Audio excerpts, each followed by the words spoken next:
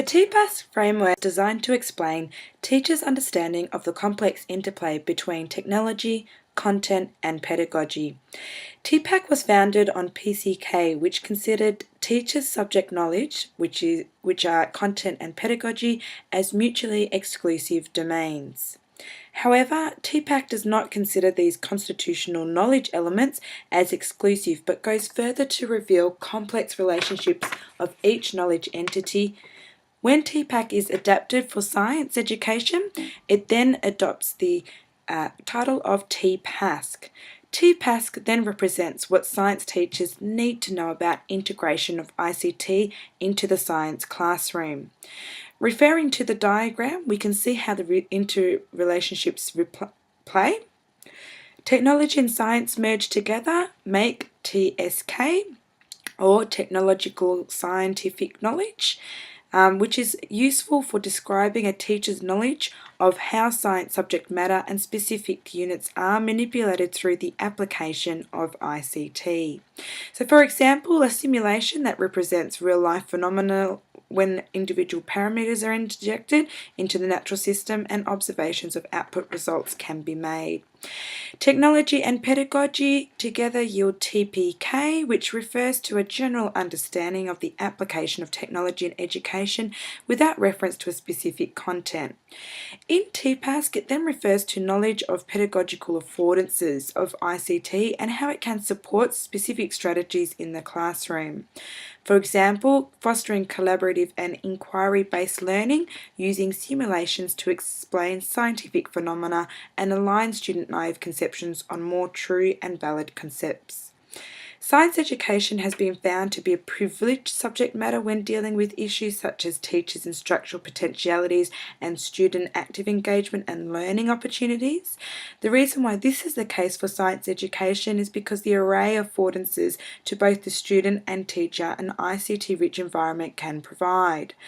According to Webb, the types of ICT-rich environment can provide uses are World Wide Web as an information source, email for communications, simulations, microworlds, modeling software, data logging, and text and multimedia editing software. Whilst most of these ICT enhanced instructions could easily be used as learning with technology, that is, as an additional tool for existing teaching practices, Giumanis concurs with Webb and Cox that ICT should be associated to fundamental changes to the learning process, whereby teaching instruction is evolving from teacher to student-centered learning, hence diminishing the use of ICT as an add-on to existing strategies. A video comparing schools that merely learn with technology as an add-on tool with others that implement ICT into all aspects of educational knowledge shows the effectiveness of the latter over the former in enhancing a student's subject knowledge and skills. I will briefly go through the main subjects that I want to cover, the main criteria of this video, so we'll have a look at it now.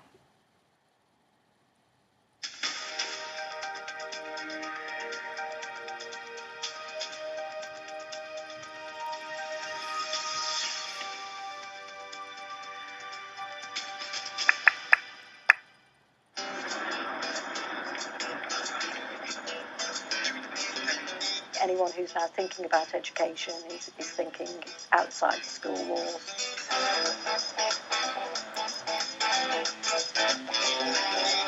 We may well see a situation where certain year groups at certain times don't need to go to school, and so they don't.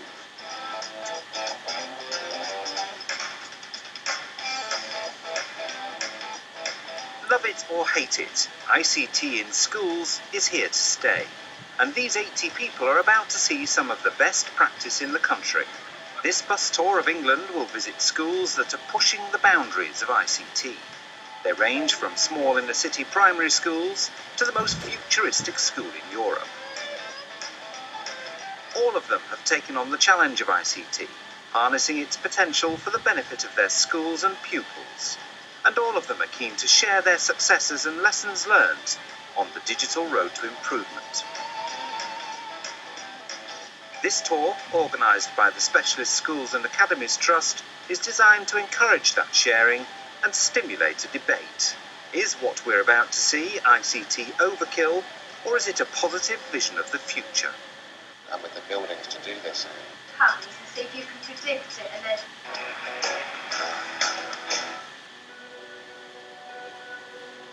The newest school on the tour is the £15 million Genogly City Academy in Nottingham, designed by Sir Norman Foster and opened in June 2005. It's been called one of the most futuristic schools in Europe and is the only city academy with an ICT specialism.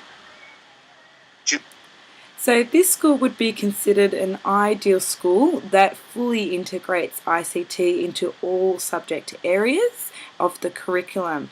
So just by looking at the infrastructure of the school, you can tell that it is highly resourced and it's one of the futuristic schools as mentioned. So this would be an ideal school, and if ICT were to really be supported and encouraged by academic heads and authorities, we would tend to see schools a lot more like this school. So let's have a look at its impact.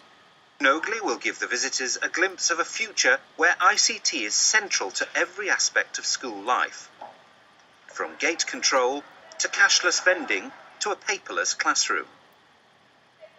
The Academy has taken one controversial decision. At a time when interactive whiteboards are being rolled out across the country, this school decided to reject them in favour of tablet PCs and a completely wireless network. When we looked at interactive whiteboards, we said, well, okay, this is providing us with readily available resources of high quality. It's motivating the students to learn. But is it actually fundamentally changing the way in which teaching and learning happens in the classroom? And the conclusion that we came to was that no, it wasn't. Because the model was still the same old model that we've had for decades and decades, i.e. the teacher standing at the front of the class, delivering whole class teaching as though the teacher were the font of all knowledge and the students were the empty vessels waiting to be filled up with facts. With a tablet PC, a teacher is free to work from anywhere in the classroom. What we found is that we can drop the cost of the overall setup. So what we've got is a scenario where the cost of a tablet PC and a wireless projector is around about half the cost of the setup of an interactive whiteboard, for which you need a projector and a laptop computer. Suddenly you have a very different way of teaching compared with standing at the front and working on an interactive whiteboard. It's very useful to be able to walk around with your tablet PC, stand next to the child who's perhaps not concentrating as much as they should be, or you can go and work with an individual child while still projecting the image and working on the image that you've got to the whole class. So whilst we knew we were taking a calculated risk, we were very clear about what the potential benefits were of introducing this use of technology. What we've got is a system where you can simply move around any aspect of that classroom, and more uniquely, you can move around any area within that school and still interact with the same board. There is the opportunity also to interact with more than one board, so where there's a cover situation or where you've got a specialist teacher, you can send a signal out to up to 4 classrooms so that the students within those classes can benefit from what's going on in just one room. Staff can project an entire class's screens onto one board, or select one student's work to show on screen. The system enables teachers to find out what's being taught in one subject and build on that in another. Every pupil has access to a tablet PC in school when they need one, and they're happy to show them off to visitors. Yeah, 24 of these in a class. You could just go and get anyone, and then you can log on with your username and password, and it'll come up with all your work saved over that you've done throughout school, basically. So it's really great. Tablets allow the students to actually use what would be a normal laptop in the same way that they use an exercise book. So they're able to actually interact with it by using a digital pen. This gives them the opportunity to actually write with that tablet, so they're interacting with it in a more kinesthetic manner than simply using a keyboard. And it also allows each student to kind of go back to those traditional values in schools to do with things like handwriting. So we're actually promoting the use of handwriting as opposed to discouraging it. Genogly uses ICT to help pupils manage their own work better. Students are able to use one single package which allows them to simply flip between different exercise books, and this allows students to